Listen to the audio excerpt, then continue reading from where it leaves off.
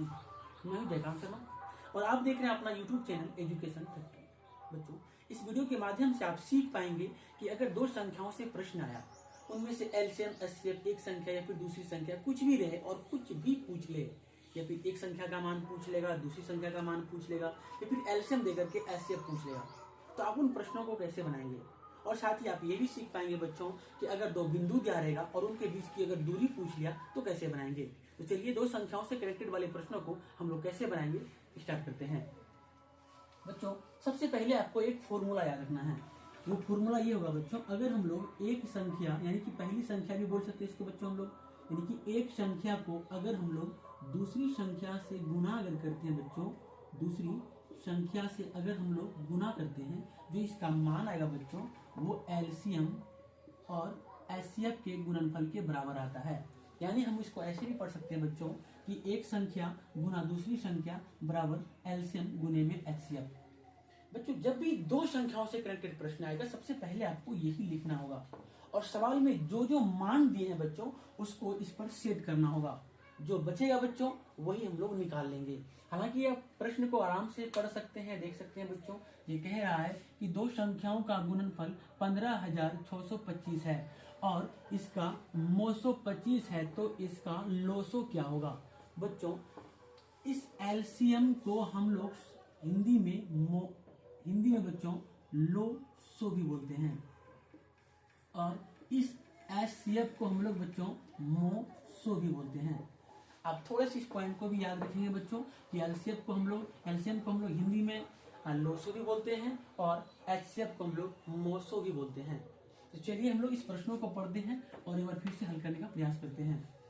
बच्चों, आप यहाँ पर अगर देखिए तो दो संख्याओं का गुणनफल 15,625 है, यानी कि इस बार जो सवाल दिया बच्चों ये पूरे का मान ही दे दिया आपको 15,625। तो हम लोग इस पूरे के जगह पे लिख देंगे बच्चों 15,625। फिर बच्चों बराबर का बराबर उतार देंगे। अब हमको ये देखना है बच्चों एलसीएम का मान दिया हुआ है कि एचसीएफ का। चलिए हम लोग सवाल को पढ़ते हैं पहले। और इसका मोसो 25 है, यानी बच्चों एचसीएफ का मान दिया है और एलसीएम का मान पूछ लिया है। तो यानी कि एलसीएम के जगह पे बच्चों हम लोग एलसीएम लिख देंगे और एचसीएफ के जगह पे हम लोग 25 को लिखेंगे। अब यहाँ पर आप देखिए बच्चों हमको एलसीएम को अकेला करना है, यानी कि ये 25 मेरा गुने में है बच्चों, ये इधर आकर के मेरा भाग में होगा। तो हम यहाँ पर बच्चों डायरेक्ट लिख सकते हैं एलसीएम बराबर ये 15,625 में इस 25 से हम लोग भाग लगाएंगे और बस इतना ही काम करना होगा बच्चों। और फाइनली जो मेरा आंसर आएगा उसी पर हम लोग टिक करेंगे। तो चलिए हम लोग भाग लगाते हैं। पहले आप अगर 15,625 में भाग दें 25 से तो आपको 25 छक्के 150 बच्चों 6 बार में आप 150 कटा सकते हैं। फिर क्या आएगा बच्चों फिर 62, यानी कि 2 बार में हम लोग 50 खिला सकते हैं। तो ये 2 1 और 5 25, यानी कि हम लोग बच्चों जब 25 से 15,625 में भाग लगाएंगे तो उसका आंसर 625 आएगा बच्चों।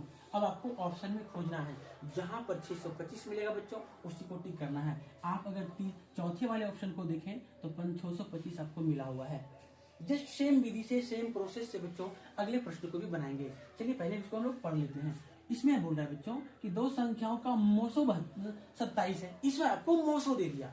इसके पहले आपको क्या दिया था बच्चों, गुणनफल दिया था 15,625 और मोसो भी दिया था और तथा लोसो 162, यानी कि इस प्रश्नों में आपको मोसो भी मिल गया बच्चों, लोसो भी मिल गया है और एक संख्या भी मिल गया है। चलिए इसको मिटाते हैं और फिर इसी सूत्र पे सेट करते हैं इसको। बच्चों अगर आप यहाँ सही से देखें तो मोसो दिया है, तो इसमें आप हम लोग कहां पर सेट करेंगे बच्चों, तो मोसो यानी कि एचसीएफ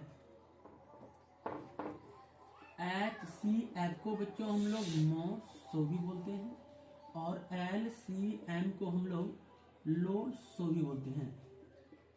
तो चलिए अब मोसो 27 दिया बच्चों, तो यानी कि एचसीएफ की जगह पे 27 रखेंगे और लोसो बॉक्स 162 दिया है तो एलसीएम के जगह पे 162 रखेंगे और एक संख्या बच्चों 54 दिया है, इसीलिए हम लोग एक संख्या की जगह पे 54 रखेंगे।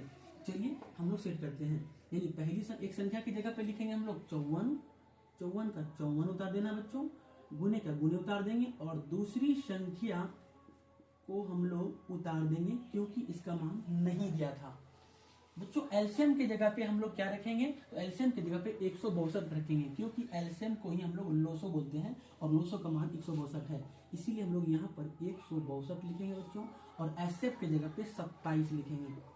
इस बार भी देखिए आपको दूसरी संख्या निकालना है, यानी कि इसको रख लेना और ये गुने में है, उधर जाएगा मेरा बच्चों तो वो भाग में बनेगा, यानी कि हम लोग यहाँ पर लिखेंगे दूसरी संख्या बराबर,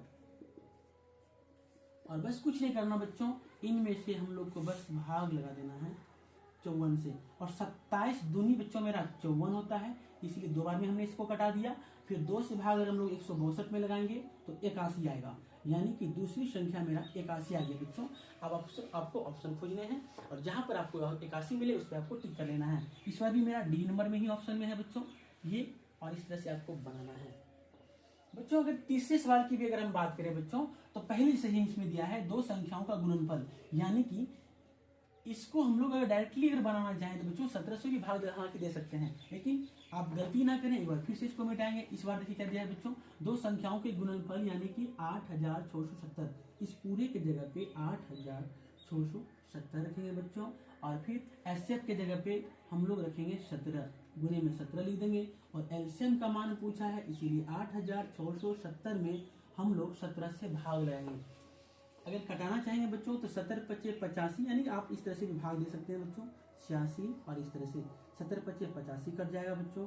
यहाँ पर आ जाएगा मेरा 17, एक बार में 17 कटेगा और ये कटेगा 0 और ये 0 ऊपर चला गया, यानी कि इसको जब भाग लेंगे बच्चों तो 510 आएगा मेरा। तो 510 वाला ऑप्शन कहाँ है, इस बार भी बच्चों डी में ही है, तो आपको डी वाले ऑप्शन पे क्लिक कर देना है। और बंद और बच्चों अब हम लोग सीखेंगे बिल्कुल